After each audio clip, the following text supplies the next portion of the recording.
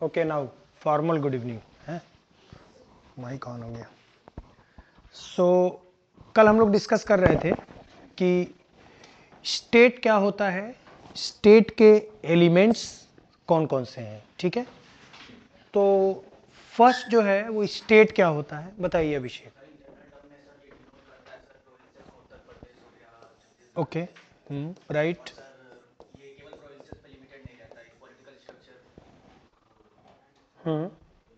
it includes the what political, overall political structure of a country or nation. And what does it mean, overall political structure? Country को run करने वाला जो भी institution या system है उसको denote करता है। Exactly, like sir central government, state government, organs, बाकी आपका पार्लियामेंट हो गया, right, बाकी सेंट्रल गवर्नमेंट की अथॉरिटी में जितनी exactly. Now the next we went through the elements of state. ठीक है कि एलिमेंट्स ऑफ स्टेट क्या होते हैं। अंकुर, हाँ वेरी गुड, ठीक है, और क्या, संप्रभुता, वेरी गुड। तो अगर मैं ये कहूं कि अगर इन तीनों में से अगर एक कोई गायब हो जाए तो क्या स्टेट की कल्पना की जा सकती है? राइट, इट मीन्स कि ये सब के सब एसेंशियल है ना। Now what was the next कि हम लोगों ने बात किया था कि ज्योग्राफिकल लैंड क्या होता है। ठीक है, तो ज्योग्राफिकल लैंड के बारे में कुछ डिस्कशन हुआ था हम लोगों का कि ज्योग्राफिकल लैंड का होना कंपलसरी है, छोटा हो सकता है, बड़ा हो सकता है, ये कोई मैटर नहीं करता है। ठीक है, अब उसी मतलब that line we shall continue की आगे क्या है। अभी हम लोग उसी पार्ट को डिस्कस कर रहे हैं जो पहला था, ज्योग्राफिकल लैंड या ज्योग्राफिकल एरिया, उसी में थोड़ा सा बचा हुआ है तो उसको हम लोग कंटिन्यू करेंगे, फिर हम लोग अगला पॉपुलेशन वाला देखेंगे।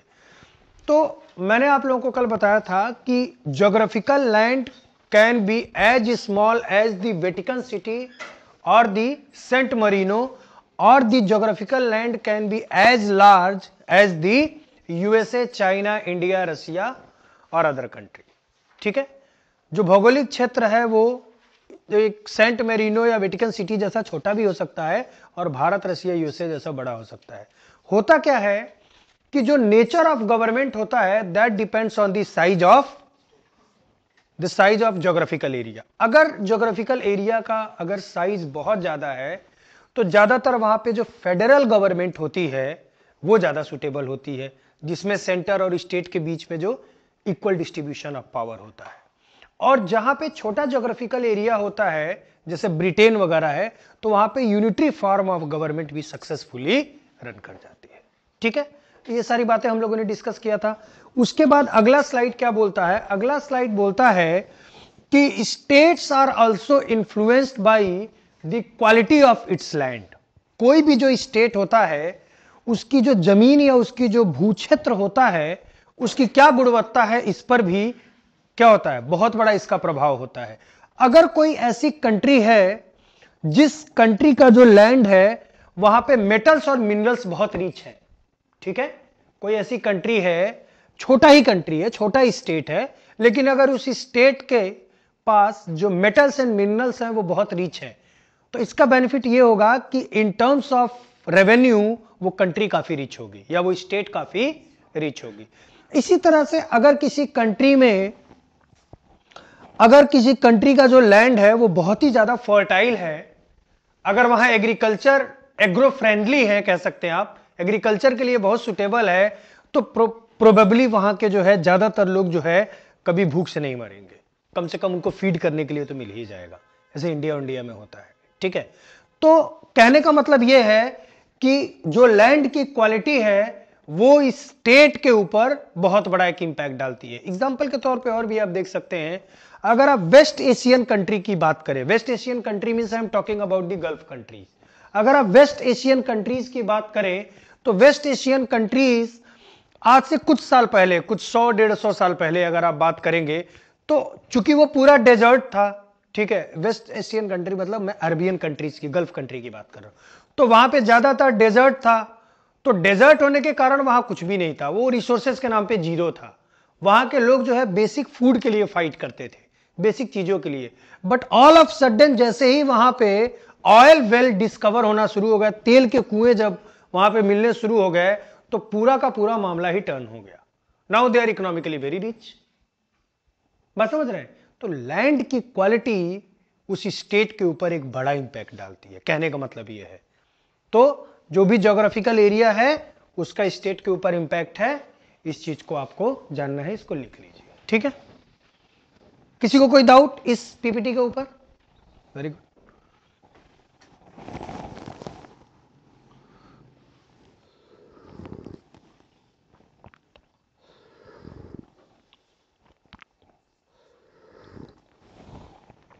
यहां पे होगा कि आर्थिक रूप से मजबूत बनाएगा, बनेगा नहीं, क्या करेगा? बनाएगा। ये सही लिखा हो ना? मैं बनाएगा, हाँ तो सही कर लो।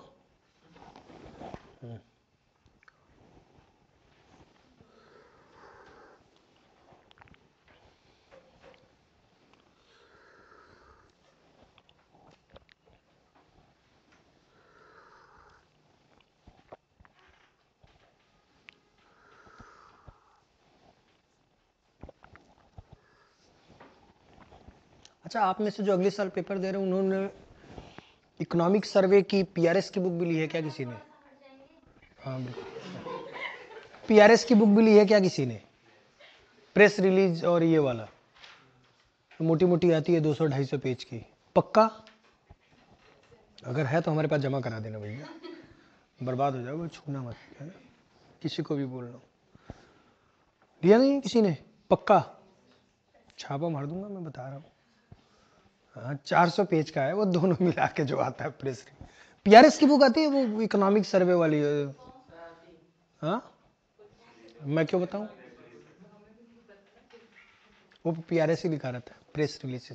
तो उसमें जो है आप मत लीजिएगा प्लीज, आप लोग उसको, है ना? और अगर किसी ने लिया होगा तो उसको यूज मत करिएगा, दैट इज यूजलेस। चलिए मैं आप लोगों को दूंगा 26 के बाद 27 से मोस्ट प्रोबेबली आपकी उसकी क्लास कराऊंगा मैं, इकोनॉमिक सर्वे और बजट की, तो घबराइए मत आप लोग। नाउ सी, मैंने जो एग्जांपल दिया उसी की बात हुई है कि for example the lands of western Asia which were earlier almost useless turned out to be a great asset after the discovery of petroleum reserves। जो भी वेस्टर्न एशिया में कंट्रीज थी वो पहले पूरी तरह से डेजर्ट थी, पूरी तरह से रेगिस्तान था वो, और जैसे ही पेट्रोलियम सोर्सेज का यानी ऑयल वेल का जैसे ही डिस्कवर होना शुरू हुआ, ये इकोनॉमिकली बहुत रिच हो गए, इनकी डिमांड सबसे ज्यादा हो गई आज के डेट में, है ना? दूसरा क्या कहता है कि सिमिलर, इनकी डिमांड सबसे ज्यादा हो गई आज के डेट में, है ना? दूसरा क्या कहता है कि similarly a fertile lands provides enough food to its people. For example Indian lands are very agro friendly and produce abundant crops for the country. अपनी जो देश है, पता है ना आपको कि कई तरह के जो क्रॉप्स हैं उसमें इंडिया क्या है? सेल्फ, करेक्ट, सेल्फ सफिशिएंट है, उसके पास वो उतना हो जाता है जितने से उसके पूरे के पूरे पॉपुलेशन को फीड किया जा सकता है। तो ये एक एडवांटेज होता है लैंड का, ठीक है? इसको लिख लीजिए।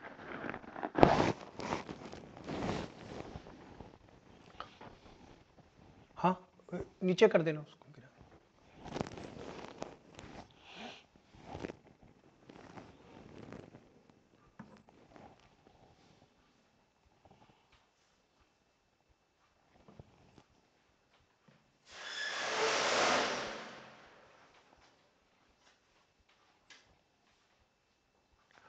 गधा ही है भी, पूरा ही नीचे कर दिया।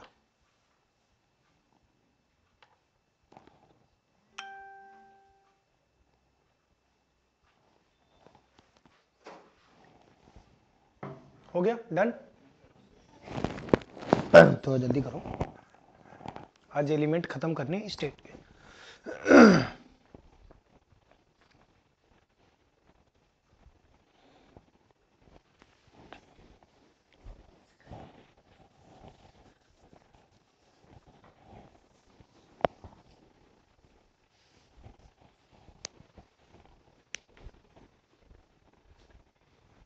ठीक है।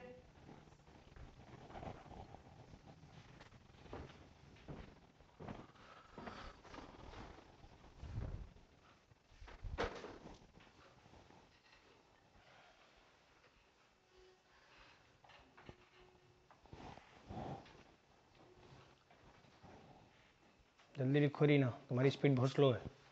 फास्ट नहीं कर पाओ फोटो खींचा करो, नहीं तो तेज लिखो, और क्योंकि इतना धीरे लिखोगी तो वहां गड़बड़ हो जाएगा जिस जोन में आपको एंटर करना है ना। द सेकेंड एलिमेंट क्या है? पॉपुलेशन, यानी कि जनसंख्या। ठीक है,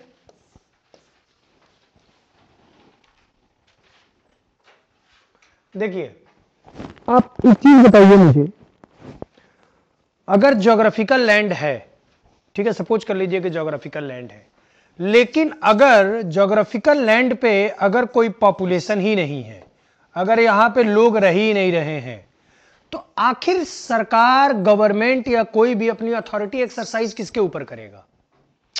मान लीजिए कि एक ज्योग्राफिकल लैंड है, ठीक है, और उस लैंड के ऊपर कोई पॉपुलेशन नहीं है, कोई लोग वहां पे नहीं रह रहे, तो जुरिस्डिक्शन का कोई मतलब होगा क्या? अधिकार क्षेत्र का, पॉलिटिकल अथॉरिटी का कोई मतलब होगा क्या? पॉलिटिकल फंक्शन का कोई मतलब होगा क्या? क्योंकि पॉलिटिकल अथॉरिटी, पॉलिटिकल फंक्शंस या जुरिस्डिक्शन, ये सब कुछ किसके ऊपर एक्सरसाइज होता है? पॉपुलेशन के ऊपर एक्सरसाइज होता है। बिना पॉपुलेशन का तो इसका कोई मतलब ही नहीं है। तो अगर पॉपुलेशन नहीं हो सकता, then the meaning of state becomes futile, ये मीनिंगलेस हो जाता है, इसका कंसेप्ट कभी पूरा हो ही नहीं सकता। It means the population is the essential part of state. बिना पॉपुलेशन की स्टेट को आप कंसेप्चुअलाइज नहीं कर सकते। बस इतना ही लिख लो, इसमें इससे ज्यादा नहीं है।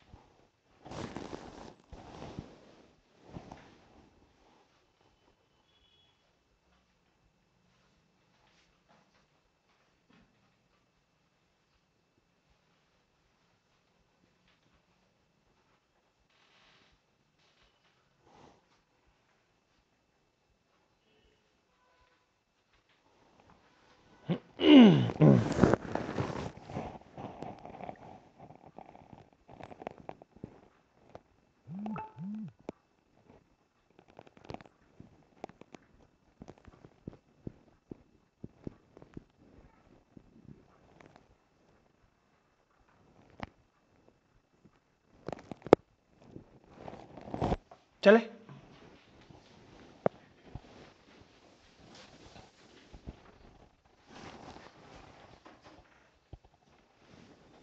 now we shall talk about the government, सरकार।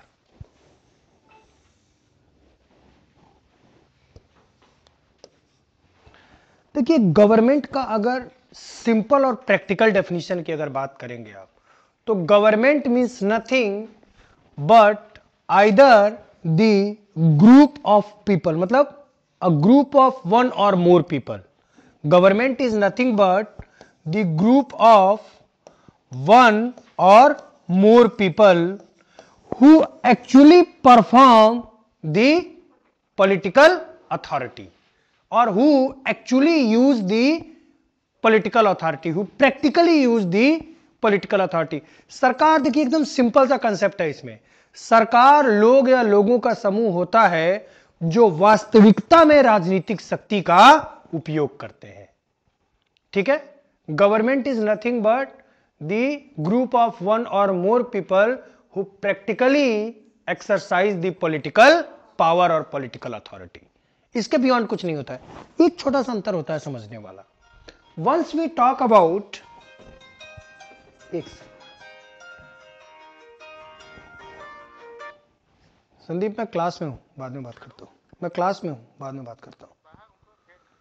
बाहर हो? कहां चले गए थे? अंकुर, जरा शटर खोल दो बेटा, जल्दी आया करो। अंकुर शटर उठा के फिर शटर गिरा भी देना बेटा। ये अच्छा हुआ साइलेंट मोड में, नहीं तो बाहर ही रह जाते। मतलब 7 बजे की क्लास में 7:20 में आ रहे हैं, तो बाहर रहने की पूरी प्रोबेबिलिटी है। वो बेचारा श्रवण भी सुबह आ जाता है 8:45 बजे, उसका भी कितना खून चूसेंगे। तुम लोग पैसा देते नहीं हो, दूसरा चपरासी रख ले। आ जान दो अंकुर को, फिर बताता हूँ, ये तो छूट जाएगा ना, एक इंपॉर्टेंट पार्ट है इसमें। अब 24x7 वाला भी कंसेप्ट स्टार्ट करना है। 24x7 क्लासेस क्या करेंगे? तब तक खून पिएंगे जब तक आईएएस नहीं बन जाओ।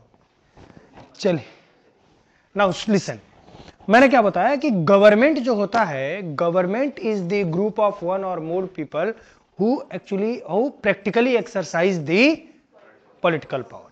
अब क्या होता है कि कई बार ना हम स्टेट और गवर्नमेंट में थोड़ा कंफ्यूज हो जाते हैं कि स्टेट क्या होता है और गवर्नमेंट क्या होता है। मैं आपको एक सिंपल लैंग्वेज बताता हूं। जो स्टेट होता है, ठीक है, जो राज्य होता है, स्टेट होता है, that is the intellectual concept. जो आपका राज्य होता है वो एक तरह का बौद्धिक संकल्पना है, हिंदी में बोले तो वो बौद्धिक संकल्पना, that is the intellectual concept which can never be seen. वो देखा नहीं जा सकता है, राज्य जो होता है देखा नहीं जा सकता है। That is an intellectual concept which can only B visualised. आप उसके बारे में सोच सकते हैं बट उसको देख नहीं सकते हैं। And basically government is the concrete form of the state. State का जो कॉन्क्रीट फॉर्म होता है, जो विजुअल फॉर्म होता है, वो सरकार होती है, क्योंकि सरकार को आप देख सकते हैं, है ना। अभी कौन है सरकार? अगर यूपी में बात करेंगे तो योगी आदित्यनाथ, और बीजेपी में है तो वो सीधा वो सिंबल है, ही इज लाइक सिंबल। वो दिख रहा है कि ही इज द रूलिंग बॉडी, वो रूल कर रहा है। और अगर सेंट्रल गवर्नमेंट में देखें तो श्री नरेंद्र मोदी, तो he is the visual form में है, वो दिख रहे हैं आपको, है ना। So state is an intellectual concept which can be visualize at the psychological level only, that can not be seen. वो देखा नहीं जा सकता, उसे सिर्फ महसूस किया जा सकता है बौद्धिक स्तर पर, ठीक है।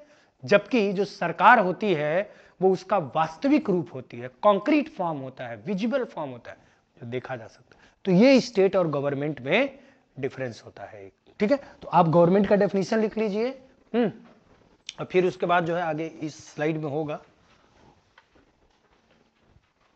अब कौन है?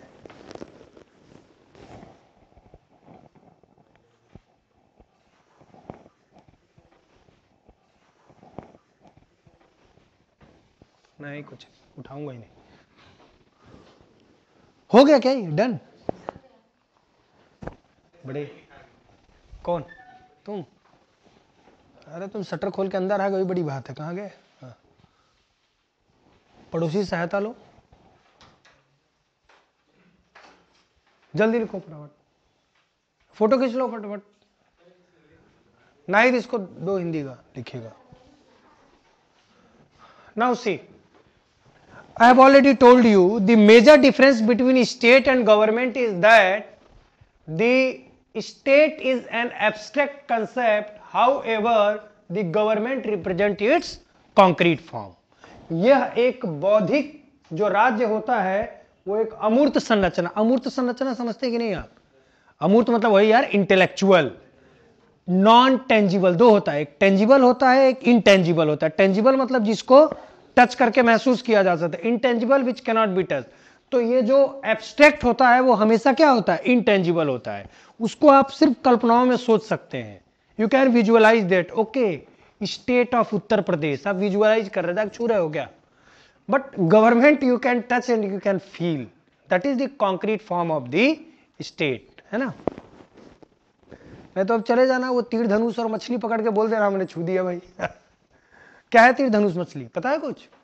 स्टेट सिंबल है उत्तर प्रदेश का, है ना। और इंडिया का सिंबल क्या है? अशोक चिन्ह, सारनाथ। ये तो बेसिक जीके है भाई, ये तो जो ना आईएएस की तैयारी करे उन्हें भी पता होना चाहिए, है ना।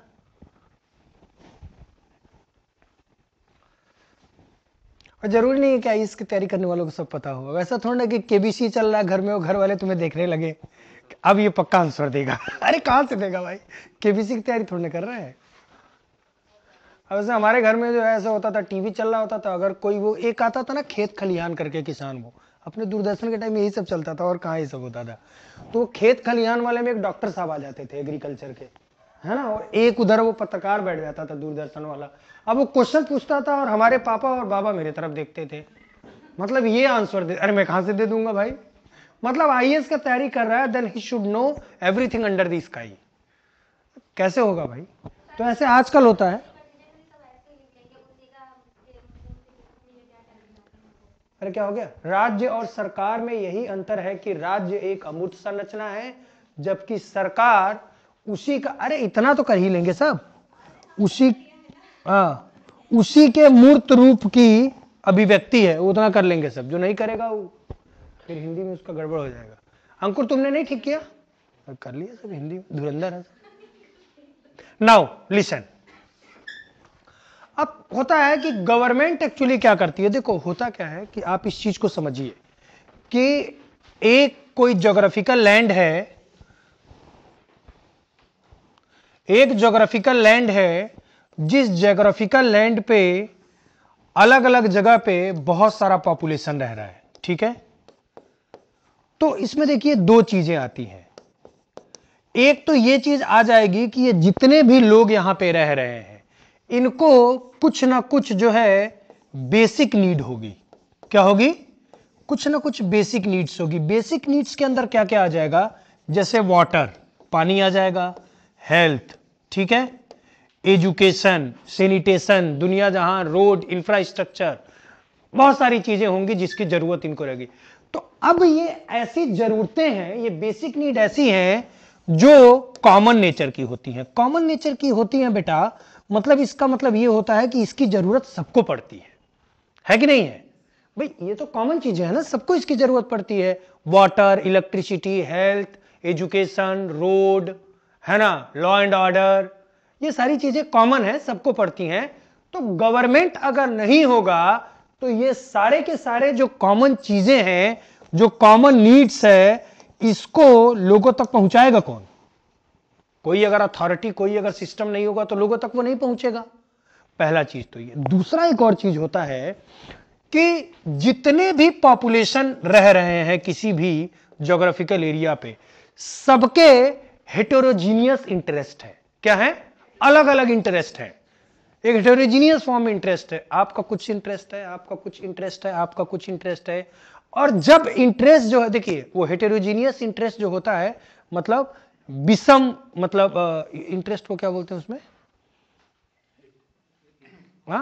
हित। हाँ, सबके हित जो होते हैं वो विषम होते हैं, हेटेरोजीनियस इंटरेस्ट होता है।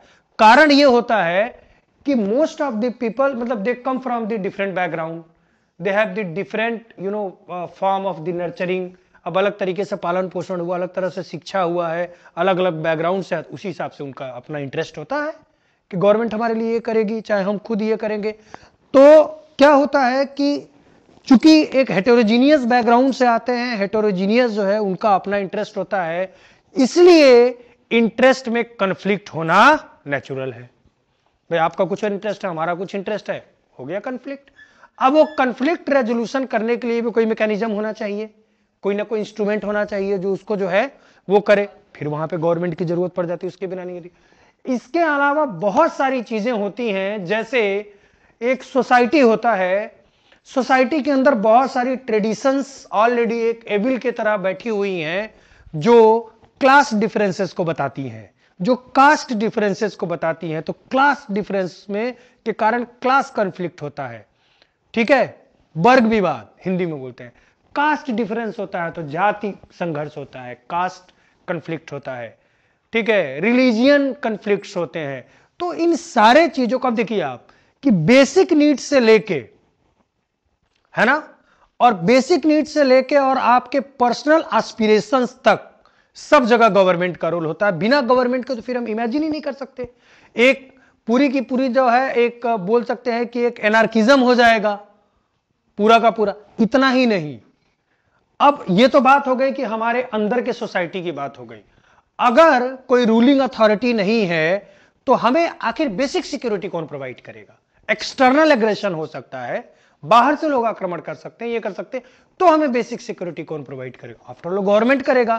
तो गवर्नमेंट इतना इंपॉर्टेंट और इतना वाइटल हो जाता है कि उसके बिना स्टेट को इमेजिन करना पॉसिबल नहीं होता है। दूसरी चीज ये है कि हम बोलते हैं sovereignty, we talk about the sovereignty. Sovereignty का मतलब ये होता है कि हम हमारा डिसीजन खुद लेंगे बिना किसी एक्सटर्नल इन्फ्लुएंस के, ठीक है?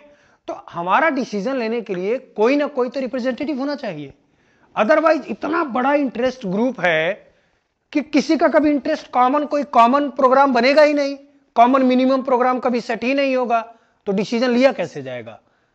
उस तरह का decision that is good for all, common to all, वो ही नहीं पाएगा। तो again government is very important.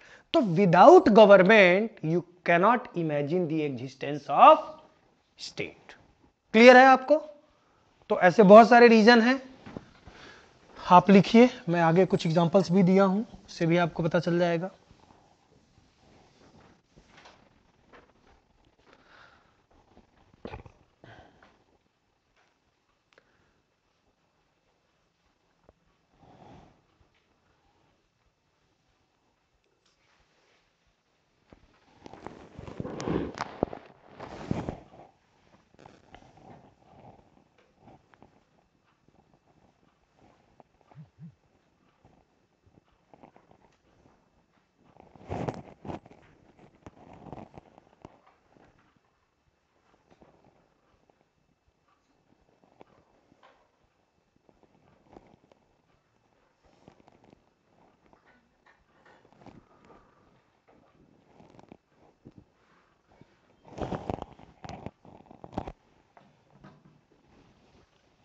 Done, आगे बढ़े।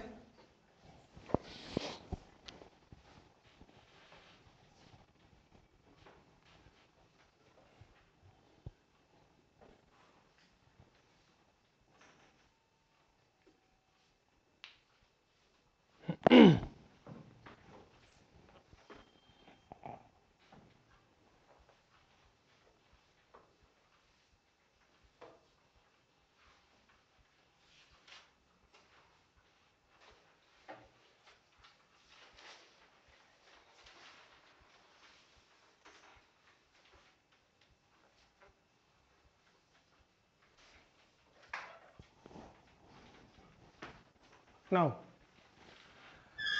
वही चीज जो मैंने आपको लिखा है, बताया है अभी थोड़ी देर पहले, उसी चीज को मैंने लिखा है कि without the government people will lack the cohesion and collective means of action which may further lead to the situation of grouping, class conflict. देखिए, cohesion and collective means of action which may further lead to the situation of grouping, class conflict. देखिए, class conflict ना एक बहुत ही broad term है। Class conflict के अंदर जो है जात नहीं आता है, कास्ट नहीं आता है। Once we talk about the class conflict then we are talking about the upper class and lower class, rich and poor. We do not here, it does not mean कि एक जो है अपर कास्ट लोअर कास्ट से लड़ रहा है, ठीक है, या एक जो है रिलीजियन दूसरे रिलीजियन से। Simply class conflict means upper class and lower class का कन्फ्लिक्ट है, ठीक है। एनार्कीज एंड चाओस, ठीक है, बिल्कुल clear. Therefore the common authority like government is pre-requisite for a state, that is a state cannot be imagine without the existence of a government. That I have already told you, है ना, बता चुका हूं मैं आपको, इसको लिख लीजिए आप लोग।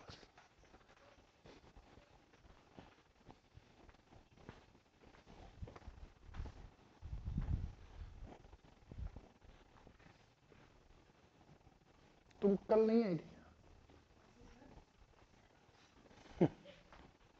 अच्छा, आज वो नहीं आई है, फबा।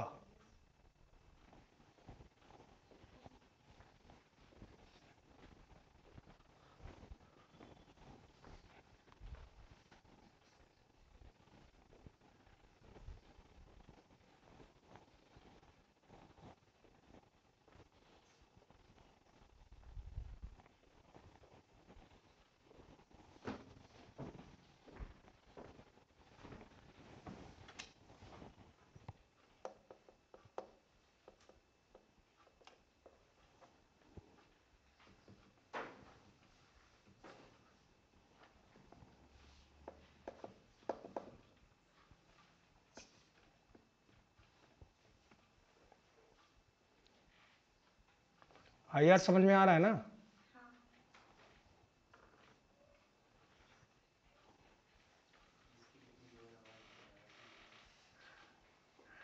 हाँ और क्या, बिल्कुल। नहीं आ रहा समझ में क्या? हाँ आ रहा है। नहीं, थोड़ा सा उसके लिए कुछ बैकग्राउंड होना जरूरी है। बिना जीरो बैकग्राउंड के साथ थोड़ा सा डिफिकल्ट होता है, बट अगर बैकग्राउंड है तो फिर बहुत मजा आता है। चले आगे बढ़े।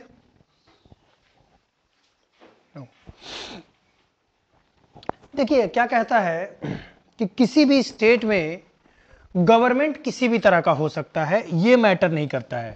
कहने का मतलब ये है कि the form of government can be anything, like the form of government can B monarch.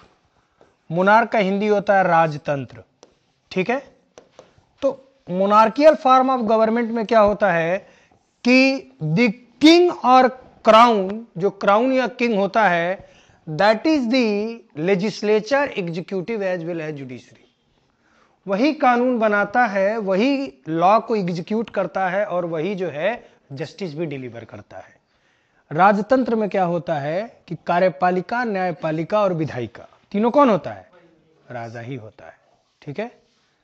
तो गवर्नमेंट मोनार्कियल भी हो सकता है, गवर्नमेंट डिक्टेटरशिप टाइप का भी हो सकता है, ठीक है। डिक्टेटरशिप का मतलब ये होता है कि एक आदमी या एक पर्टिकुलर कोई ग्रुप होता है जो सबके ऊपर जो है अथॉरिटी एक्सरसाइज करता है, ठीक है।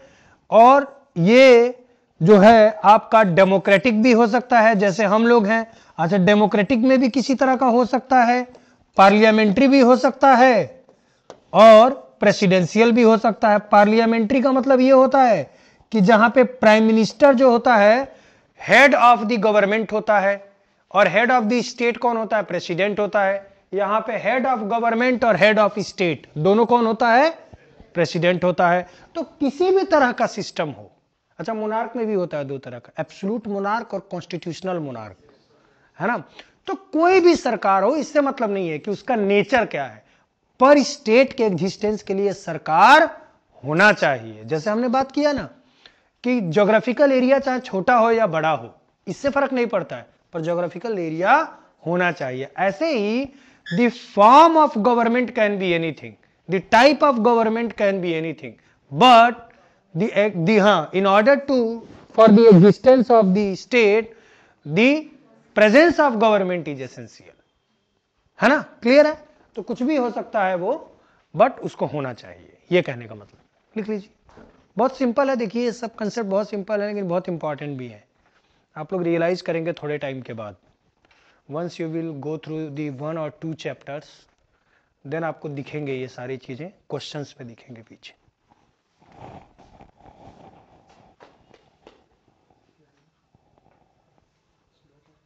बढ़िया हो रहा है, काफी अच्छा हो रहा है पहले से। ये ना थोड़ा सा इसको ये एंड लिखते हो ना, एकदम एंड ही लिखने की कोशिश करो। ये सिंबल बना रहे हो ना, ये ऑ लग रहा है, एंड के ऑ लग रहा है, ये है ना। हाँ, कूप जो हुआ है वो नहीं, वो मिलिट्री रूल में आएगा बिल्कुल। हाँ, वो डिक्टेटरशिप नहीं बोलेंगे उसको। कोरिया में, नॉर्थ कोरिया में डिक्टेटरशिप है, बिल्कुल सही कह रहा है। डिक्टेटरशिप में जो होता है, हाँ, ये सब डिक्टेटरशिप है। वो तो कूप हुआ है, प्योर मिलिट्री रूल पे होता रहता है। म्यांमार में तो अक्सर होता रहता है, का तो पता ही नहीं। सबसे फ्लूइड कंट्री है वो। हाँ, कभी हाउस अरेस्ट कर देंगे सब, कभी। देखिए, एक बड़ी प्रॉब्लम होती है किसी भी कंट्री में, अगर पॉलिटिकल इनस्टेबिलिटी ज्यादा है। पॉलिटिकल इनस्टेबिलिटी का मतलब होता है कि राजनीतिक अस्थिरता। अगर पॉलिटिकल इनस्टेबिलिटी ज्यादा है तो आप ये मान के चलिए कि वहां पे ना तो कोई इन्वेस्टर इन्वेस्ट करेगा, ठीक, ना तो वहां पे किसी तरह का बिजनेस ग्रो होने वाला है। सिंपल सा बात है ना। देखिए, मैं एक बिजनेसमैन हूँ, सिंपल समझिए कि मैं एक बिजनेसमैन हूँ और मैं किसी कंट्री में इन्वेस्ट करने जा रहा हूँ। तो इन्वेस्टमेंट कोई अपनी जेब से तो करता नहीं है, ऑब्वियसली मैं किसी न किसी बैंक से लोन लूंगा। अब मैं हाई इंटरेस्ट पे लोन ले लिया बैंक से और मैं इन्वेस्ट करने गया और पता चल रहा है कि उस कंट्री का कुछ भरोसा ही नहीं है। आज सरकार है, कल गिर जाएगी। फिर नई सरकार आई, तो नई सरकार जो आई उसने बोला कि नहीं, नए नए पॉलिसी आएंगे। ठीक, अब नया पॉलिसी आएगा तो नए पॉलिसी के हिसाब से सब कुछ होगा, तो मैं तो डूब गया ना। तो इस तरह का जो होता है, कंट्री जो होता है उसमें जहाँ पॉलिटिकल इनस्टेबिलिटी होता है वहाँ पे इन्वेस्टर्स का कॉन्फिडेंस बहुत लो रहता है, वहाँ पे डेवलपमेंट नहीं होता है। ठीक है, पाकिस्तान के साथ भी कुछ ऐसा ही कंडीशन है। पाकिस्तान के साथ थोड़ा सा ये फायदा हुआ कि जैसे जो भी कंट्रीज होती हैं, जो बड़ी कंट्रीज होती हैं, वो हर मतलब अपने एरा में ना किसी एक कंट्री को पैट्रोनाइज करती हैं अपने अपने मतलब फायदे के लिए। ऐसा नहीं होता कि उनका भला चाहती हैं, ऐसा कुछ है, भूल के भी मत सोचना। If America is patronising some countries, then उनका बेनिफिट उधर छुपा है। तो उसने पाकिस्तान को एक टाइम में खूब पैट्रोनाइज किया। ठीक है, अब उसको लग गया पाकिस्तान से जरूरत खत्म, अब वो धीरे धीरे इंडिया को कर रहा है। धीरे इंडिया जरूरत खत्म हो जाएगी, धीरे से इनको भी किनारे कर देगा। तो होता क्या है कि ऐसी कंट्रीज में स्टेबल ग्रोथ नहीं होता है। से पाकिस्तान में एक फेज में बहुत अच्छा ग्रोथ हो रहा था तब, जब तक अमेरिका उसको सपोर्ट कर रहा था। अब नहीं हो रहा है क्योंकि वो नहीं सपोर्ट कर रहा है, उसको लग रहा है उसका इंटरेस्ट नहीं है। पॉलिटिकल स्टेबिलिटी होना बहुत जरूरी है। यही एक रीजन है कि जो पार्लियामेंट्री फॉर्म ऑफ गवर्नमेंट होता है, समझिए इस चीज को, ये बहुत डीप चीज है। पार्लियामेंट्री फॉर्म ऑफ जो गवर्नमेंट होता है, आप जितने भी कंट्रीज में देखेंगे जहां पार्लियामेंट्री फॉर्म ऑफ गवर्नमेंट है, ज्यादातर कंट्रीज डेवलपिंग है। क्यों? क्योंकि पार्लियामेंट्री फॉर्म ऑफ गवर्नमेंट में जो सरकार होती है वो पूरा 5 साल अपने को बचाने में रहती है। एक तो अपोजिशन का बहुत जोर होता है, क्लियर मेजॉरिटी मिलने के बाद भी अगली बार निश्चित नहीं है ना। प्रेसिडेंशियल फॉर्म ऑफ गवर्नमेंट में क्या होता है, अच्छा पार्लियामेंट्री फॉर्म ऑफ गवर्नमेंट में क्या होता है कि बीच में चाहे तो सपोर्ट जो है खींच के और वो दूसरे से मिलकर आपकी सरकार गिरा देगा। तो यार उसको तो बचाना रहता है, मतलब हमेशा वो बचाने में ही लगा रहता है। तो वह बोल सकते हैं ना कि स्ट्रिक्ट डिसीजन नहीं ले पाता है। Presidential form of government is considered to be more firm, ज्यादा फर्म होता है तो ज्यादा स्ट्रांग डिसीजन ले पाता है। कुछ नहीं कर पाएंगे आप उसका 4 साल में। महाभियोग लगाओगे, महाभियोग भी उसी के हाथ में है, लगा लो ना आप। हाँ हाँ हाँ। तो कुल मिला जुला के जो होता है प्रेसिडेंशियल, कई बार ऐसे कई बार जो है हुआ है इस पे बहस कि इंडिया में भी प्रेसिडेंशियल फॉर्म ऑफ गवर्नमेंट होना चाहिए क्या।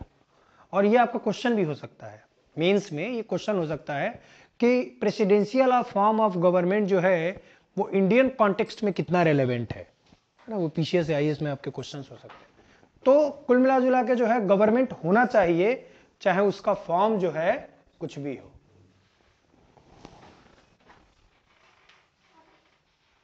Now,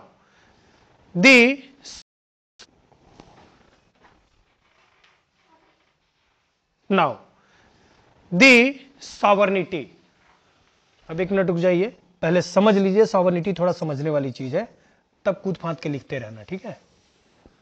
हिंदी इसका होता है प्रभु सत्ता या संप्रभुता, ठीक है। सॉवरेनिटी, सॉवरेनिटी बेसिकली क्या होता है? सॉवरेनिटी का मतलब यह होता है कि इट डिनोट्स द अथॉरिटी और पावर ऑफ अ कंट्री, और इट डिनोट्स द पावर और authority of a government through which the government takes all the decision related to its country without any external influence. Hindi में समझिए कि यह सरकार के संप्रभुता, सरकार के उस अधिकार या सत्ता को निरूपित करता है जिसके द्वारा वह अपने देश के नागरिकों के लिए बिना किसी बाहरी दबाव के सारे निर्णय ले सकता है। Clear? Means that government would not be, or the decision of the government would not be influenced by any individual or group or institution or organization, whether it's a outside the country or sometime inside the country. किसी भी तरह का decision जो है government जो है कभी किसी के दबाव में आके नहीं लेगी, सिंपली यही सॉवरेनिटी है। And let me tell you one more thing, और ये आप नोट भी कर लीजिएगा क्योंकि ये क्वेश्चन में अपीयर होगा कि sovereignty is the most important element of the state. सबसे ज्यादा महत्वपूर्ण अगर कुछ होता है तो सॉवरेनिटी होता है। मैं आपको एक छोटा सा एग्जांपल देता हूं कि during the time of Britishers, जो ब्रिटिश इंडिया था, देखिए उस समय जब ब्रिटिशर्स के टाइम में जो पूरी की पूरी इंडिया थी, ठीक है, वो इंडिया जो है दो पार्ट में डिवाइड थी। एक पार्ट जो था उसमें छोटे छोटे पार्ट थे, छोटे छोटे टुकड़े थे, उनको हम बोलते थे प्रिंसली स्टेट। ठीक है, क्या बोलते थे? प्रिंसली स्टेट, देसी रियासत। और बाकी जितना भाग था उसको हम बोलते थे ब्रिटिश इंडिया। क्या बोलते थे? ब्रिटिश भारत बोलते थे। अब देखिए यहां पे एक कमाल की चीज देखिए कि ब्रिटिश इंडिया जो था, उस ब्रिटिश इंडिया में पॉपुलेशन भी था, ज्योग्राफिकल लैंड भी था, बिल्कुल था जी, है ना?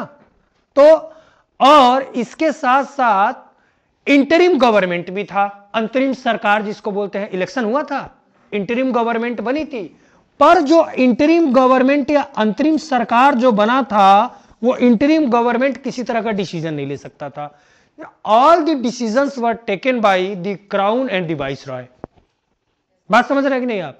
It means that time during the British India, British Bharat, जब भारत गुलाम था तो ब्रिटिश इंडिया में भारत के पास सॉवर्निटी नहीं था, इसलिए that's why India was lacking the concept of state. Clear हो रहा है मैं क्या बोल रहा हूं? कि जब भारत जो है, हिंदी वालों के लिए, जब भारत जो है, प्रणाम पंडित जी, मैं क्लास में, हाँ क्लास में हूं, मैं निकल के फोन करूंगा, है ना जी, ठीक है। तो क्या है कि जो ब्रिटिश भारत जो था, जब गुलाम था भारत, तो उस समय सरकार भी था, जनसंख्या भी था, और हमारे पास भौगोलिक क्षेत्र भी था। फिर भी जो सरकार में रहने वाले लोग थे, वो लोग कोई निर्णय नहीं ले सकते थे भारत के लोगों के बारे में। तो इसका मतलब कि उनको जो भी डिसीजन लेना होता था, उसके लिए किससे परमिशन लेना होता था? ब्रिटिश सरकार से। तो अब निर्णय लेने की क्षमता नहीं है तो संप्रभुता नहीं है, प्रभुसत्ता नहीं है। तो अगर एक एलिमेंट भी गायब हो जाए तो क्या स्टेट का कंसेप्ट होगा?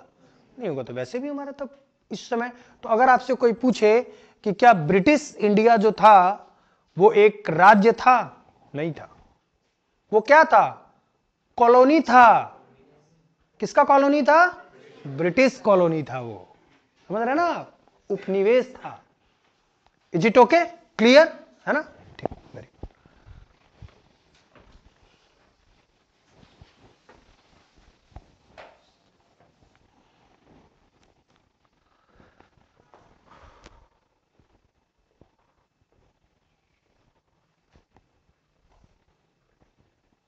अच्छा, इंडिया में ना मैं आपको बता दूं कि जो डोमिनियन स्टेटस की बात हो रही थी बेटा, तो डोमिनियन स्टेटस में भी कुछ ऐसा ही होने वाला था। तो इसीलिए तो डोमिनियन स्टेटस का कई लोगों ने विरोध किया। जो दो ग्रुप थे, जो एक्सट्रीमिस्ट और मॉडरेट थे। तो मॉडरेट जो है डोमिनियन स्टेटस को चाहते थे, उसमें थोड़ा सा गांधी जी का भी इंटरेस्ट था, है ना? लेकिन जो दूसरा हाँ, तो उनका यह था कि कुछ तो मिल जाए, मतलब इंटेंशन गलत नहीं था, वो था कि कुछ तो मिल जाए, क्योंकि इतनी जल्दी ये फ्रीडम नहीं देने वाले थे। तो वो थोड़ा ग्रेजुअली जाना चाहते थे कि मतलब यार ये मिल जाए, फिर बाद में तो हथिया लेंगे, है ना? तो वो जो डोमिनियन स्टेटस का जो डेफिनेशन था वो यही था कि सरकार हमारी होगी, पर डिसीजन कौन लेगा? क्राउन लेगा या ब्रिटिश लेंगे। तो डोमिनियन स्टेटस में भी आपको स्टेट का कंसेप्ट नहीं मिलता, है ना? ये खेल होता। तो जो गरम दल था, गरम दल को तो तुरंत सब कुछ चाहिए ना, कुछ नहीं, नहीं चलेगा डोमिनियन स्टेट, हमें चाहिए स्वराज, है ना? संपूर्ण स्वतंत्रता चाहिए, स्वराज चाहिए।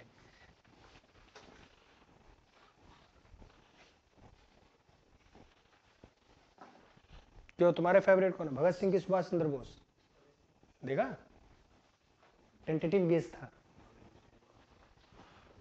लेकिन सही निकला। भगत सिंह वॉज जीनियस, सुभाष चंद्र बोस भी जीनियस थे। चलिए, पर गांधी जी सुपर जीनियस थे। These people were genius, Gandhi ji was super genius, के बियॉन्ड कोई नहीं था। सेंचुरी तो छोड़ दो, मैं तो कहता हूं कि 5-5 सेंचुरी में ऐसा आदमी नहीं पैदा हो सकता। भाई साहब, क्या खतरनाक खोपड़ी दिया था भगवान ने, मतलब एक अकेला आदमी जो है सरदर्दी मचा दिया पूरे, मतलब ब्रिटिशर्स को। 250 साल से बताओ जो एडमिनिस्ट्रेटिव इंस्ट्रूमेंट के जो मास्टर थे, मतलब देखिए आप देखिए इतनी छोटी सी पॉपुलेशन, इतनी छोटी सी कंट्री, और ऑलमोस्ट पूरे वर्ल्ड पे राज कर रहे थे वो। It was because of their administrative supremacy. उनका प्रशासन जो था इतना सुपरमेसी था, उसमें प्रशासनिक इंस्ट्रूमेंट्स जो आज आप कल्पना भी नहीं कर सकते, आज से वो 300 साल पहले यूज करते थे। And they had such a intense training programme of administration. Administration तो लोगों को कंट्रोल ही तो करना है, मैनेज करना है। इतना इंटेंस कंट्रोल, इतना ट्रेनिंग होता था उनका, जो हम आज भी हमारे यहाँ नहीं है उतना। तो इससे वो लोग जो है करते थे। और गांधी जी ने क्या सेंध मारा, तो एक अकेला आदमी जो है तो हालत खराब कर दिया। तो कहते थे यार इसे किसी तरह से निपटा दो, हमारा काम हो जाएगा। अगले 300-400 साल फिर फुर्सत है, क्योंकि ये क्या है, ये तो ऐसे है ना कि ऐसे जैसे फुट ऐसे करके निकलेंगे, हम इन्हें धीरे से दबा देंगे। यार Gandhi ji was like next to impossible. Now मैं आपको जो बताया हूं, है ना, उसी का आगे ये वो है कि sometime it may happen that even a government, population and geographical area are present, but due to lack of sovereignty the concept of the state cannot be fulfilled। अभी आगे उसका एग्जांपल दूंगा मैं।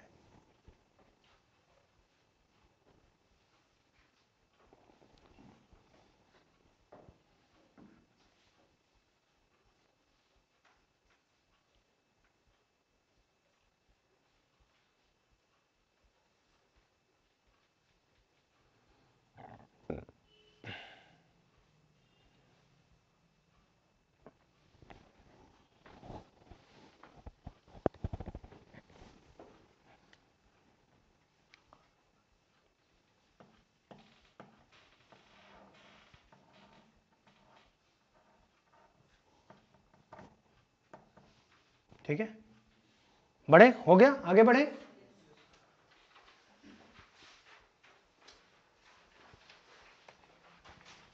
क्या हो गया,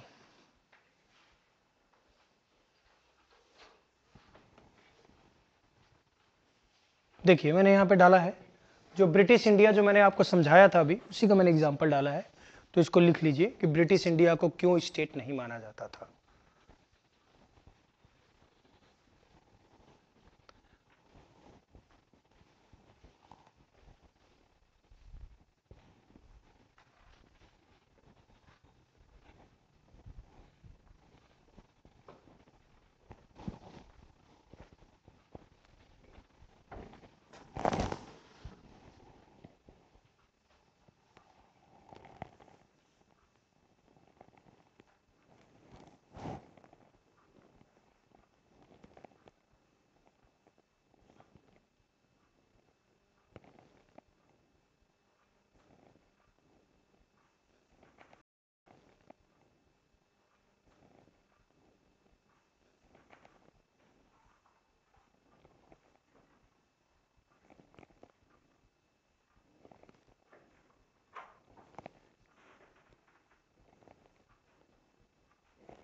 हो गया, चलिए।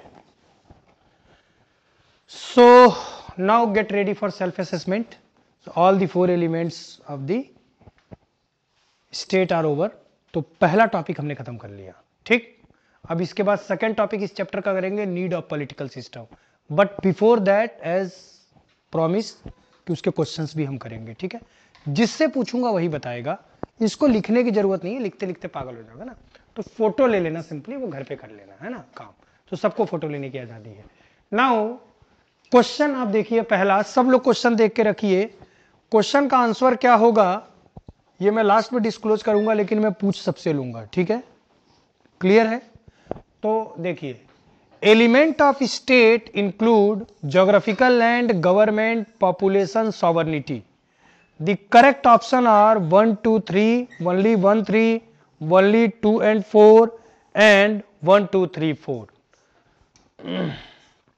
Nahid, option number D. Ankur, क्या होगा? हाँ, पक्का? मुझे नहीं लग रहा है। हाँ, डी होगा पक्का। कोई ऐसा है जो डी से डिफर कर रहा है? Anyone who is differing from the D? Okay, so D is the correct option. It's very simple question. ठीक है, आप इसका फोटो ले लीजिए सब लोग, then we shall switch to the next level.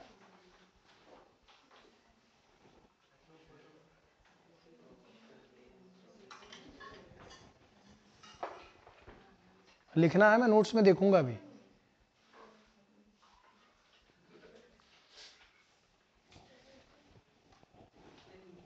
ठीक है, गुड, हो गया. नाउ द सेकेंड क्वेश्चन, जिससे पूछूंगा वही बताएगा. Read the following statement.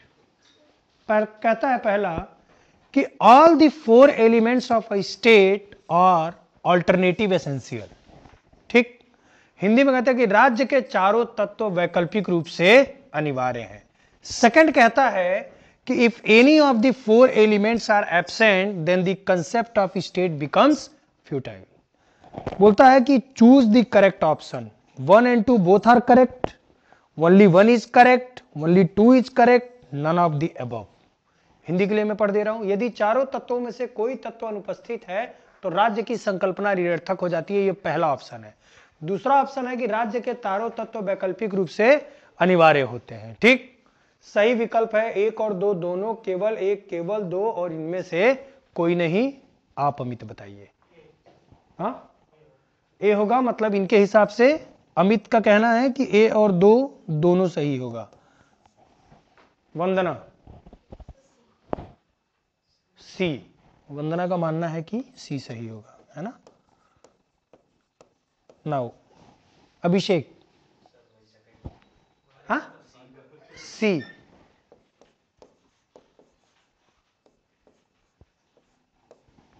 Aditya,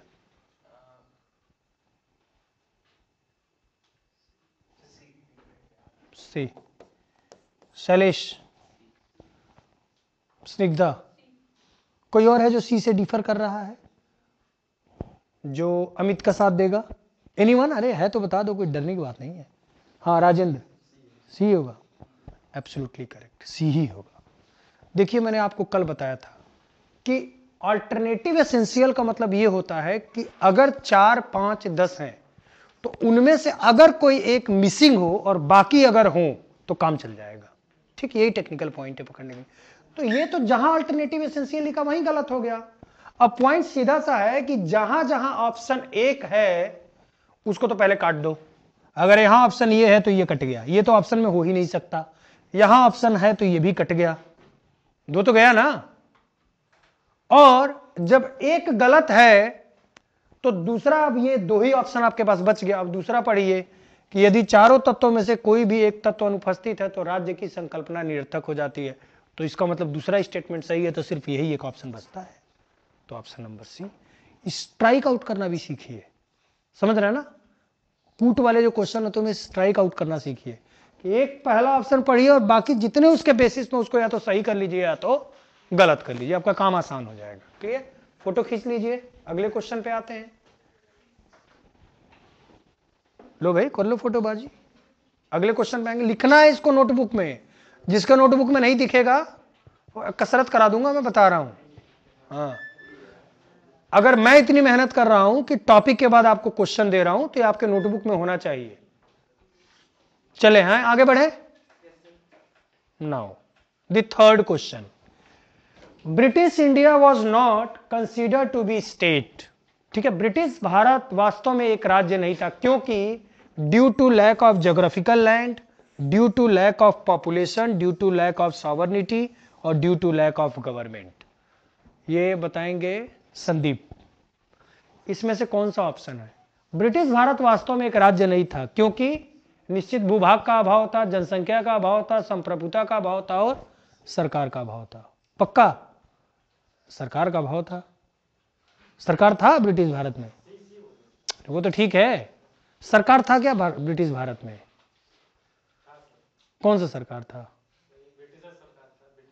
और हमारे यहां का भी अंतरिम सरकार था, लेकिन निर्णय नहीं था. Very good. ठीक है, देखिए मैं मिक्स करके रखा हूं. कुछ यूपीएससी के क्वेश्चंस टाइप के अपीयर होंगे जैसे दूसरा था, कुछ स्ट्रेट फॉरवर्ड क्वेश्चंस भी अपीयर होंगे आपके लिए. ठीक है, तो मैंने दोनों इंटरेस्ट ग्रुप को जो है इसमें रख के रखा है. ज्यादातर इस तरह के क्वेश्चन यूपी पीसीएस में आते हैं, एकदम स्ट्रेट फॉरवर्ड होंगे, या जो पहला क्वेश्चन था वैसे स्ट्रेट फॉरवर्ड होंगे. ज्यादा ट्विस्ट नहीं करता है वो।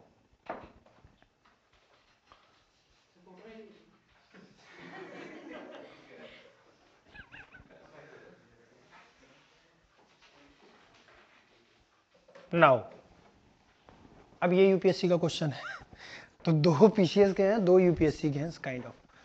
Now read the following statement, ठीक है, इस स्टेटमेंट को पढ़ना है। Sovereignty is the most important element of the state. Second statement है सॉवर्निटी डिनोट्स द पावर और authority of government through which it can take any external और internal decision related to its state. कहता है कि निम्नलिखित कथनों पर विचार। संप्रभुता राज्य का सबसे महत्वपूर्ण तत्व है। संप्रभुता किसी राज्य की वह सार्वभौमिक शक्ति है जिससे वह अपने राज्य संबंधित किसी भी तरह का बाह्य या आंतरिक निर्णय लेने के स्वतंत्र होता है। सही विकल्प का चयन करें। हाँ, वो क्या नाम है इसका, ऋषिका, बताओ बेटा, which one would be correct? पढ़ लो आराम से, जिसको पढ़ना है पढ़ ले, पढ़ के। हाँ, दोनों करेक्ट हैं, तो ऑप्शन नंबर कौन सा होगा तुम्हारे हिसाब से? ए। राजेंद्र, दोनों सही है पक्का? सब इतना सच में समझ रहे हैं कि ऐसे देख के कॉपी मार है। नीतीश, दोनों सही है? ठीक है भाई, दोनों सही मान लेते हैं, दोनों सही है ना, बोथ आर करेक्ट। इसका मतलब you people are catching the topic, कोई डाउट नहीं कि आप समझ रहे हैं चीजों। क्यों नहीं सही होगा? फिर यार वही बात, शुरुआत में ही मैंने आपको बोला, सबसे पहली लाइन यही बोली थी मैंने सॉवर्निटी में। सारे एलिमेंट इंपॉर्टेंट है, but out of all these four important the most important is sovereignty. मैंने ये बात स्टार्टिंग में ही आपको बोला था। कहां कर रहा है दिखाओ। ओ भाई, अल्टरनेटिव एसेंशियल, अनिवार्य और सबसे अनिवार्य, नहीं समझ रहे हो? अनिवार्य और सबसे अनिवार्य में अंतर यह है कि सब इंपॉर्टेंट है, अगर एक भी मिसिंग है तो कहानी खत्म। लेकिन सबसे ज्यादा अनिवार्य कौन है? सॉवर्निटी है। तो ये कहने का मतलब है, समझ रहे हो? देखो अब क्या होता है कि आप यूपीएससी में एक चीज समझ लीजिए, आपको मैं सिंपली एक चीज बताता हूं। चार ऑप्शन आपको मिलेंगे, कई बार आपको चारों ऑप्शन सही लगेगा, but you have to go for the best. समझ रहे हो ना? That is the nature of UPSC. आपको कई बार चारों ऑप्शन लगेंगे कि बहुत क्लोज हैं, बिल्कुल समटाइम सही होता भी है, लेकिन अगर एबीसीडी करके आता तो चार में से एक ही सही होगा। मैंने शुरू में ओपनिंग स्टेटमेंट ही यही दिया था। क्या दिया था? कि द मोस्ट इंपॉर्टेंट, उसको आपको एक्सेप्ट कर लेना है, ठीक है? उसमें अगर जैसे ग्रील करना शुरू करोगे तो अननेसेसरी चीजों को पढ़ना शुरू करोगे, ठीक नहीं पढ़ना। जितना मैं बताया हूं उतना मान लेना, वो क्वेश्चन में सही है। आगे चलें, नेक्स्ट बढ़े। अब देखिए नेक्स्ट बढ़ेंगे हम लोग मेंस के क्वेश्चन पे। मेंस का क्वेश्चन क्या है कि if a political system of a country is hijacked by a military of that country, then is it possible to conceptualize the continuation of state? Hindi में कि यदि किसी देश की राजनीतिक प्रणाली उस राज्य की सेना द्वारा तख्ता पलट कर ली जाती है तो क्या राज्य की निरंतरता की अवधारणा करना संभव है? क्वेश्चन समझ में आ रहा है कि नहीं आ रहा है? कि अगर किसी देश में तख्ता पलट हो जाए, अगर किसी राज्य में तख्ता पलट हो जाए, कूप, COUP, कूप, मिलिट्री वहां पे तख्ता पलट कर दे, तो क्या अभी भी वहां राज्य का कंसेप्ट है? अरे वो सब मुझे नहीं पता, यस सर नो सर नहीं, लिख के दिखाना है। This is the question for the test. Second question, what are the various elements of the state, explain each elements in detail. चलिए शुरू हो जाइए फटाफट। अरे और क्या करना है, शुरू हो जाइए फटाफट, बिना बोले, बिना समझे, बिना सोचे, धबा धब। एंड यू हैव क्या, तो जितना आता है उतना लिखो है? ये चीज नहीं लिखना पड़ेगा, लिखने से नहीं भाग सकते। 8:30 मैं क्यों बताऊं? 8:30 में 10 मिनट का बांट लो, 150 शब्दों में लिख दो यार। सेकंड वाला 150 शब्द में नहीं होगा, ये 250 शब्दों में होगा। फर्स्ट वाला 150 शब्दों में लिख लो, 150 words. I want the core idea only, that's all. मैं समझ जाऊंगा उतने से कि आप चीजों को समझ रहे हो या नहीं समझ रहे हो, है ना। क्वेश्चन लिख लीजिए पहले, क्वेश्चन लिखने के बाद टाइम शुरू होगा, है ना। मैं 8:35 पे ले लूंगा, 5 मिनट का और ग्रेस दे रहा हूं।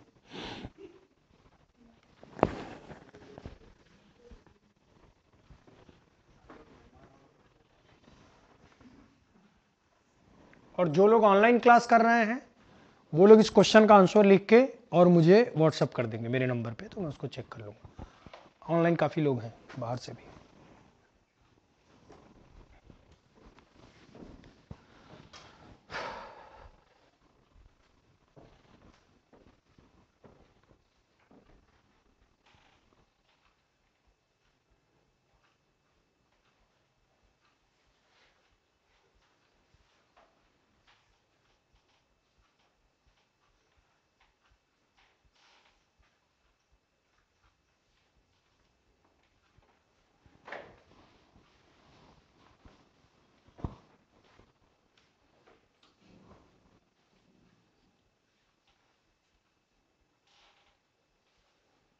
तुम अगर इसी पे लिखोगी तो मुझे दोगी कैसे वंदना?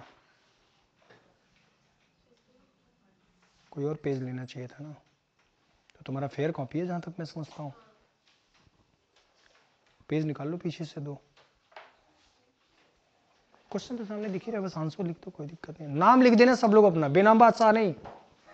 हाँ, कई बार नाम ही नहीं लिखते हैं, सब बेनाम बादशाह की तरह जमा कर देते हैं।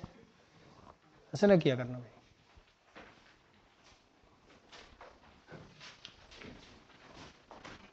देखिए, पहला क्वेश्चन आईएएस का है, दूसरा पीसीएस का है, बहुत ईमानदारी से बता रहा हूं, है ना। पहला यूपीएससी है, सेकंड पीसीएस है। हाँ, तो आप पेज निकाल के मुझे दे देना ना, स्टेपल करके आप लोग साइड के पेज में बना लो। क्या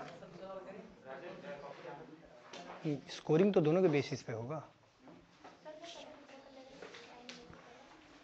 आप लोगों की इच्छा भाई, मैं क्या बोलूं इसमें।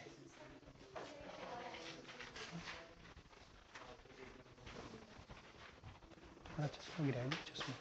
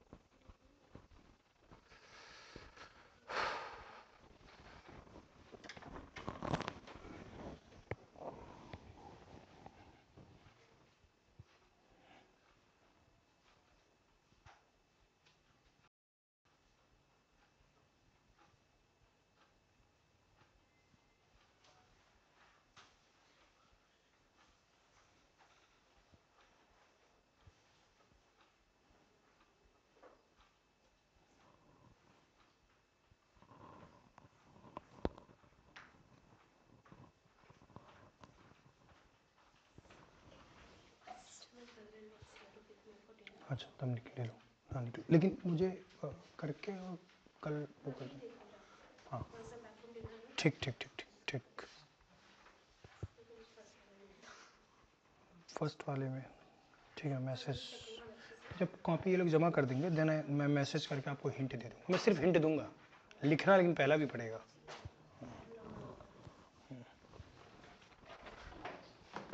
इनफैक्ट अभी ख़त्म होने के बाद मैं हिंट दे दूंगा इस जब कॉपी जमा हो जाएगा तो, अभी नहीं दूंगा। तो ऑब्वियसली जो है वो तुमको भी दे दूँगा। अरे तो ये सब अभी लिख लेंगे। हाँ मैं व्हाट्सएप पर।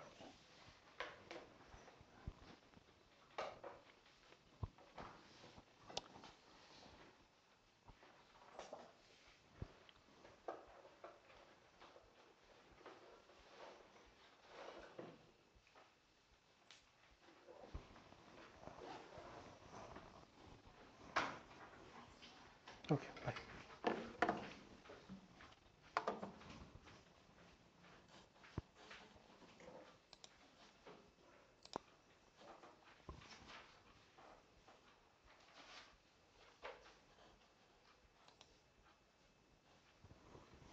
लिख लिया ना सबने तो क्वेश्चन?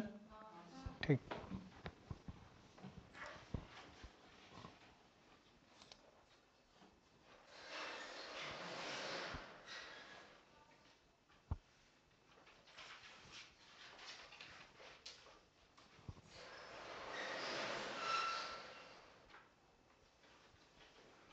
उठा लिया सटर, इसमें बड़ी ताकतवर है।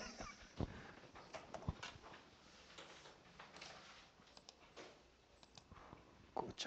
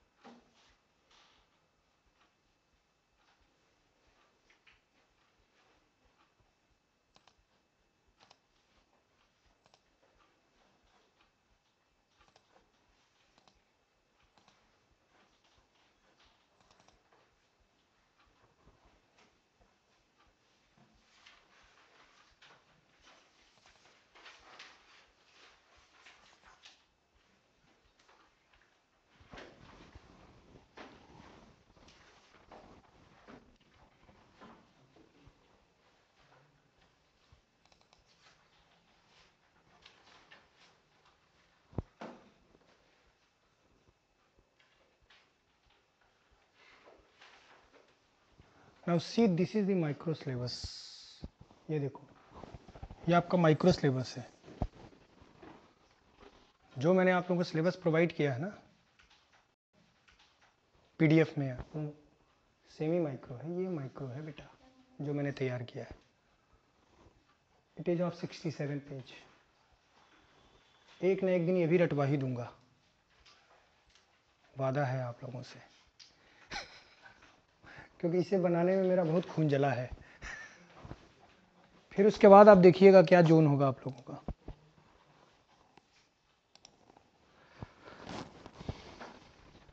अभी कईयों को तो 12 पेज वाला भी याद नहीं हुआ होगा, आई एम श्योर।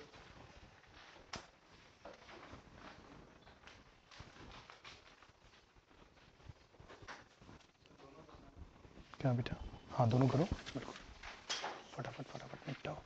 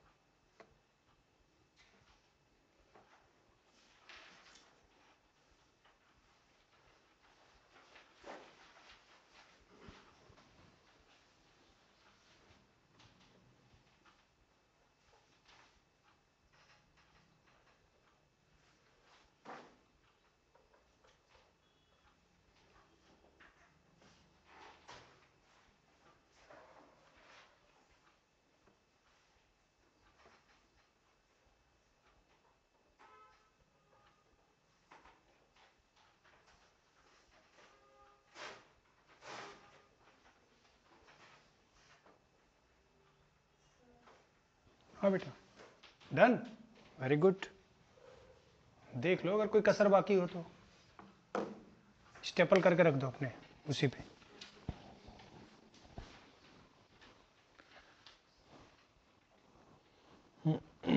लाइए मैं देख ही लूँ फटाफट सरसरी नजर, कम से कम तुम्हारा तो चेक नहीं करना पड़ेगा घर पे। एक काम तो मेरा बच ही जाएगा।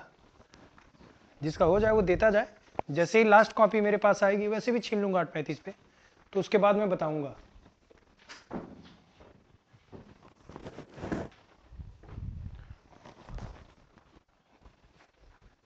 प्रीतम दा, एक्स्ट्रा पेन हो तो दे दो, एक चलता है ना।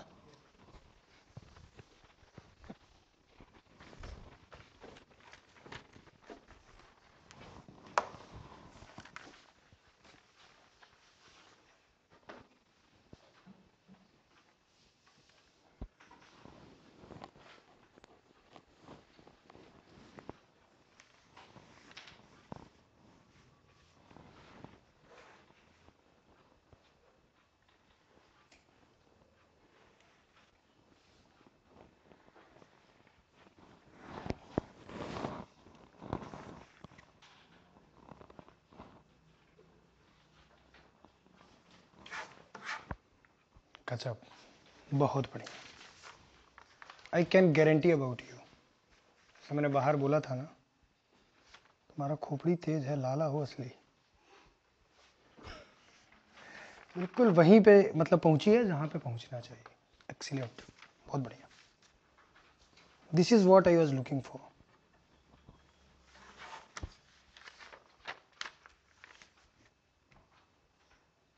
ठीक है, इसमें तो कुछ है ही नहीं है तो।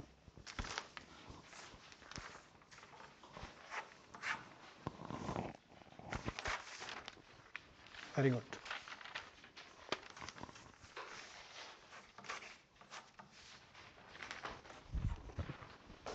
किसी और का हो तो दे सकता है। डू नॉट डिस्क्लोज जब तक कि मेरे पास सबका नहीं आ जाता। फर्स्ट किया, कोशिश करना चाहिए था बेटा। अच्छा, सेकंड, सेकंड वाला तो बहुत आसान है, तो सब स्ट्रेट फॉरवर्ड क्वेश्चन है ना।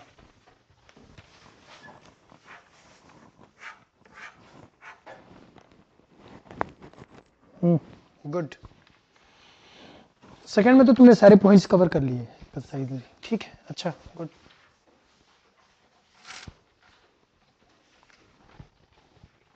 मैंने आज ही गवर्नमेंट पढ़ाया, जो एलिमेंट गवर्नमेंट था मैंने आज ही पढ़ाया, तो एक बार ट्राई करना चाहिए था।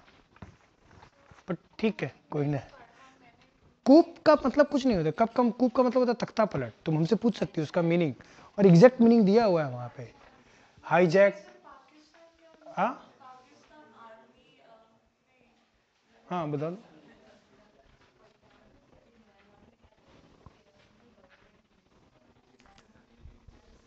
हो गया, डन। कोई पहला नहीं कर रहा, क्यों डर रहे हो, करो ना। इतना आसान सा चीज है।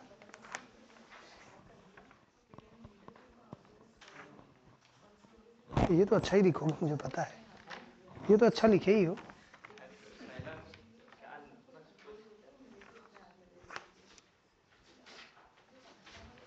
अच्छा, इसको भी लिखे हो ना, तो एग्जाम्पल डालना चाहिए था अच्छे से। जैसे प्रभु सत्ता वगैरह में एग्जाम्पल डालो। जल्दीबाजी मत दिखाया करो। हमेशा लिखने में ना शिद्दत बरतो, कि ये इसी का तो नंबर मिलना है आपको, और क्या मिलना है। ये पढ़ने वढ़ने का कोई फायदा नहीं है अगर लिखने में मजा नहीं आ रहा तो। Got the thing? So now you can try. You can send me tomorrow. You can show me. That's not an issue. But you should write. जो लोग फर्स्ट क्वेश्चन आज नहीं लिखे हैं वो लोग मैं अभी समझा दूंगा फर्स्ट क्वेश्चन, तो वो लोग लिखेंगे। लाइए अभी लाला जी।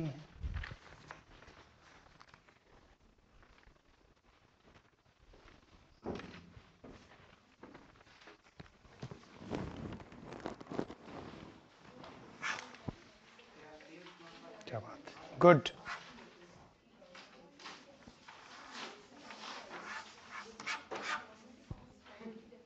Very good Snigdha.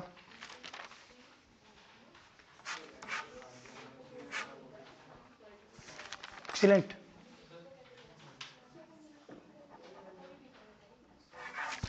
लाला जी लोग छाए हुए हैं आज, हैं? लो अच्छा, गुड, वेरी गुड।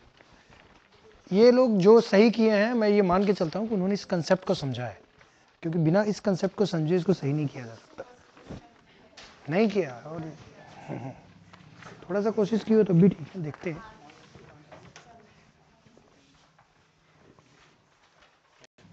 थोड़ा सा कोशिश की हो तो भी ठीक है, देखते हैं।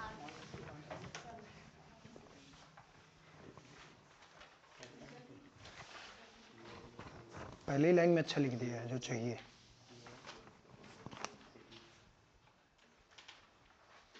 ठीक है, गुड, वेरी गुड। मतलब जो कंसेप्ट चाहिए था वो तो लिख ही दिए हो तुम, यही तो देखना था मुझे। हाँ बेटा,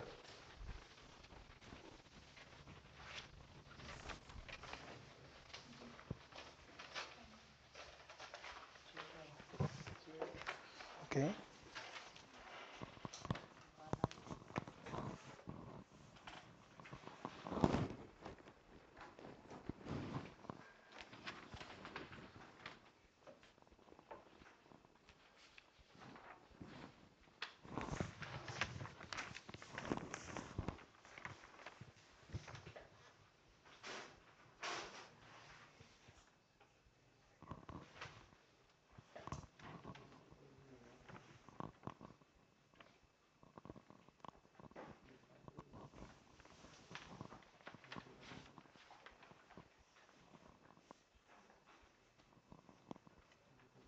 वेरी गुड अर्जुन, बहुत बढ़िया।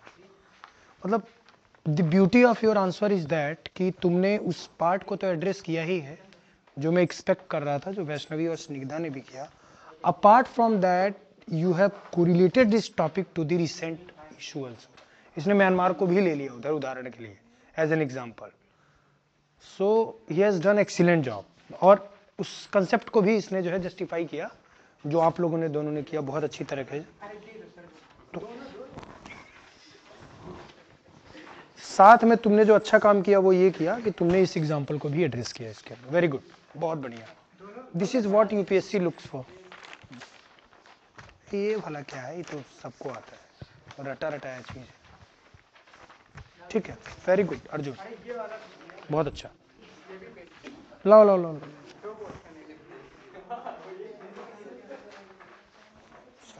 हो गया? क्यों पहला नहीं किया होगा? सेकंड नहीं किया, करो ना यार, अभी तो टाइम है 5 मिनट, कोशिश करो 5 मिनट है। देखो वैभव, हो गया डन? पहला कि दूसरा? शैलेश,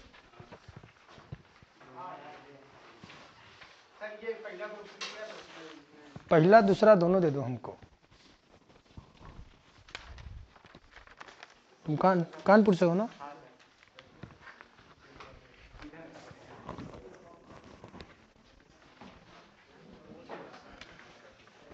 ये किसकी कॉपी है?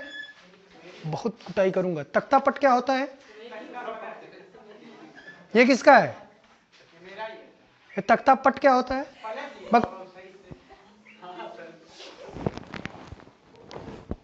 तख्ता पलट, तख्ता पट नहीं।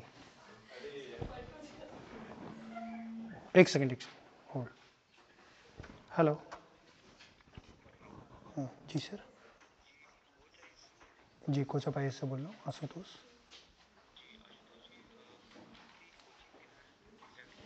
ये पुरनिया चौराहा पे है लखनऊ में। जी जी जी जी। Your good name? Arpit. Arpit, मैं अभी ना क्लास में हूँ, तो मैं 9 o'clock I will be free. तो can I call you back after 9 o'clock? हाँ, मैं आपको फिर करेंगे, फिर आराम से बात करेंगे, फिर बताऊँगा मैं आपको सब कुछ। ठीक है, ओके ओके।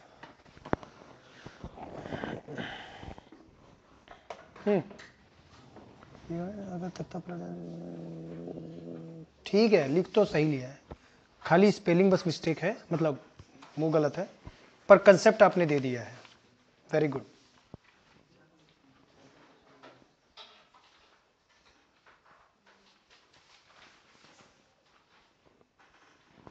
गुड।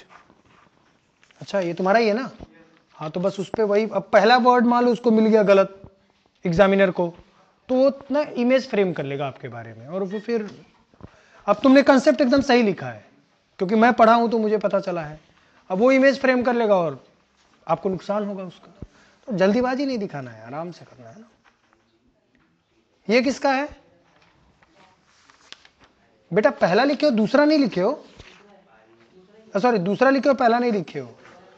अरे करना चाहिए था बेटा, दूसरे क्वेश्चन में तो कुछ है ही नहीं ना, वो तो मैंने हाथ की सफाई के लिए दे दिया आप लोगों को, हाथ की सफाई कर लो। मुझे पता है चेपा मारना है उधर से, पहले क्वेश्चन में थोड़ा दिमाग लगना था, वो करना था। ठीक है रीना, गुड। जनसंख्या किसी राज्य में भूभाग के भौगोलिक क्षेत्र संपर्क, ठीक है। तुमने सेकंड स्टार्ट किया लेकिन लिखा नहीं। चल इस मुझे तो कॉपी अपना, और अब जो है सब लोग इकट्ठा करें धर्मेंद्र के पास कॉपी। नहीं रुक जाइए, अब 2 मिनट और।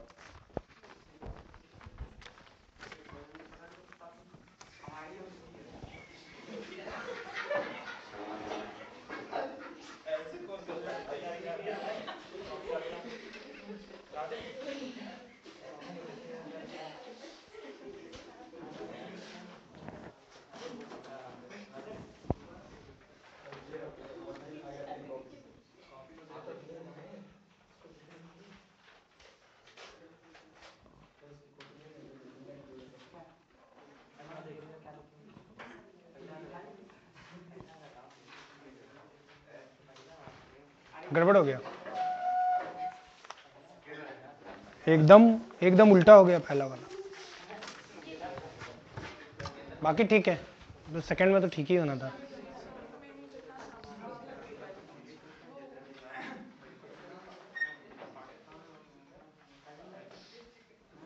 बिल्कुल ठीक है, यही करना है। गड़बड़ा गया पहला वाला, बताता हूं अभी कैसे।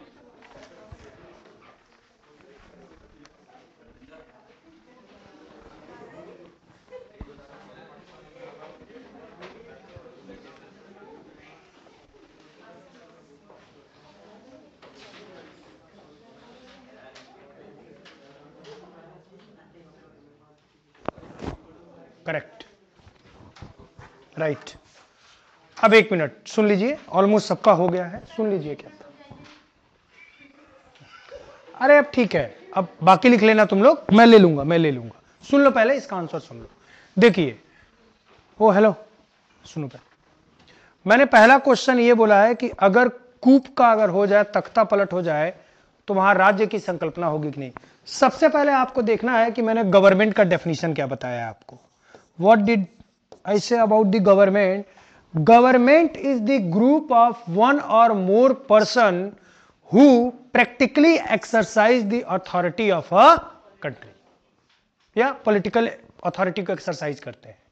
अब वो ग्रुप और ग्रुप ऑफ पर्सन इलेक्टेड भी हो सकता है, नॉन इलेक्टेड भी हो सकता है, बताया भी सरकार में, मोनार्क भी हो सकता है, डिक्टेटर भी हो सकता है, ऑटोक्रेटिक भी हो सकता है। इससे मतलब नहीं है, बस वो ग्रुप ऑफ पर्सन होना चाहिए जो वहां पे पॉलिटिकल अथॉरिटी को एक्सरसाइज कर रहा है, और वहीं के लोग होने चाहिए, बाहर के नहीं होने चाहिए। Now if you talk about the military, अगर मैं मिलिट्री की बात करता हूं, तख्ता पलट की बात करता हूं, तो मिलिट्री सिंपली क्या किया कि इस गवर्नमेंट को रिप्लेस कर दिया। Now earlier was the form of the democratic और some other system, now it is the military rule. पर वो group of people are still there, they are exercising the authority on the other way, decision भी ले रहे हैं internal. अब आपको लग रहा है कि ये मिलिट्री अगर यहां पे एक्सरसाइज कर रही है तो कोई एक्सटर्नल यहां पे इंफ्लुएंस थोड़ा ना होगा, वो खुद ही करेगी। तो आपको सबसे पहले ये दिमाग में रखना था कि सरकार जो होती है, वो आप लोगों ने सरकार से ही रिजेक्ट किया इसको, सभी लोगों ने, कि गवर्नमेंट एब्सेंस हो गया या सॉवर्निटी एब्सेंट कर दिया आप लोगों ने। सिंपल सी बात है कि गवर्नमेंट मतलब कुछ नहीं होता है, ग्रुप ऑफ अ पर्सन और मोर और one or more person which exercise the political authority, that's all। वो कोई भी ग्रुप हो। अब पहले ग्रुप जो था वो इलेक्टेड ग्रुप था, आंग सान सुकी का था। अब जो आया है वो मिलिट्री आ गया है, वो नहीं इलेक्ट हुआ है पर पॉलिटिकल पावर तो एक्सरसाइज कर ही रहा है। तो एलिमेंट तो कंप्लीट हो रहे हैं ना, चारों एलिमेंट आ गए तो स्टेट आ गया। तो जिन्होंने ये चीज लिखा है उनका सही है, जिन्होंने ये चीज नहीं लिखा है उन्होंने मुझे क्या। तो जब भी आपको मेंस का क्वेश्चन देखना है then you are not suppose to jump into the conclusion, थोड़ा सा उसके बेसिक पार्ट को जरूर सोचना है ना। And this comes through the writing only, घबराने की जरूरत नहीं है, वो राइटिंग के ही थ्रू आएगा, है ना। So you are not suppose to worry. And I hope कि जो मैंने अभी तक पढ़ाया है टॉपिक सबको, है ना। So you are not suppose to worry. And I hope कि जो मैंने अभी तक पढ़ाया है टॉपिक सबको क्लियर हो गया होगा, है ना। चलिए, so that's all for today, thank you very much. Tomorrow we shall start a new topic, that is the need of political system. What are the need of political system, ठीक है। कल हम लोग स्टार्ट करेंगे need of political system, ठीक है। चलिए, जितने लोगों की कॉपी नहीं चेक हुई है वो लोग यहां पे रख दें, मैं कल उन लोगों को जो है कल नहीं परसों वापस करूंगा। आपका मैंने चेक कर लिया है,